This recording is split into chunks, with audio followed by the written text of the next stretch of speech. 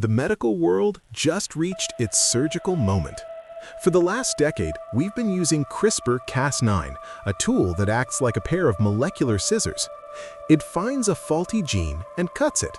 But as of February 2026, the industry has realized that cutting the DNA is the old way. Every time you cut both strands of the DNA, you risk unintended consequences, what we call off-target mutations. Welcome to CRISPR 2.0, the era of base and prime editing. In 2026, we are no longer breaking the DNA to fix it. We're using a chemical eraser. First, let's look at base editing. Think of your DNA as a 3 billion letter book. If one letter is wrong, say an A where there should be a G, it can cause a devastating disease like sickle cell or alpha-1 antitrypsin deficiency.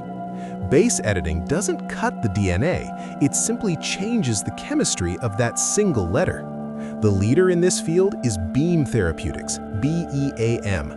As of January 2026, Beam has just received alignment from the FDA for an accelerated approval pathway for their drug Beam 302. This is a massive insider win. It means they can bring a cure for lung and liver disease to market much faster by proving it fixes the biological markers rather than waiting years for long-term trials. Beam's stock surged nearly 20% on this news, proving that the market is finally rewarding precision over scissors.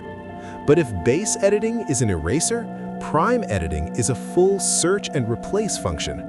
Prime editing can fix almost any type of genetic error, inserting new letters, deleting old ones, or swapping any of the 12 possible DNA combinations.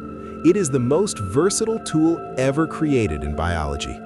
The standard bearer here is Prime Medicine PRME. In early 2026, they reached a critical milestone, filing their first human clinical applications for Wilson's disease. Their goal is to fix a single mutation in the liver, effectively curing the patient with one injection. Why is 2026 the turning point for your portfolio? Because we're moving from ex vivo to in vivo therapy. In the first generation of CRISPR, we had to take cells out of the body, edit them in a lab, and put them back in, a process that costs millions.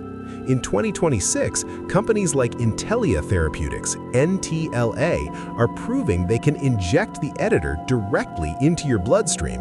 It travels to your liver, finds the target, and fixes the code while you go about your day. This is the industrialization of gene editing. We're moving from bespoke, expensive cures to scalable, injectable biological software updates. The insiders know that the first generation of gene editing opened the door, but CRISPR 2.0 is the one that will walk through it and own the market. If you only own the scissors, you're holding a legacy technology.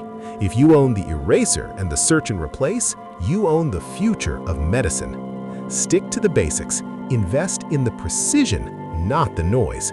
Subscribe, and in the next video, I'm going to show you agentic AI in pharma, how we are now designing these source code edits in 10 months instead of 10 years. I'll see you in the next one.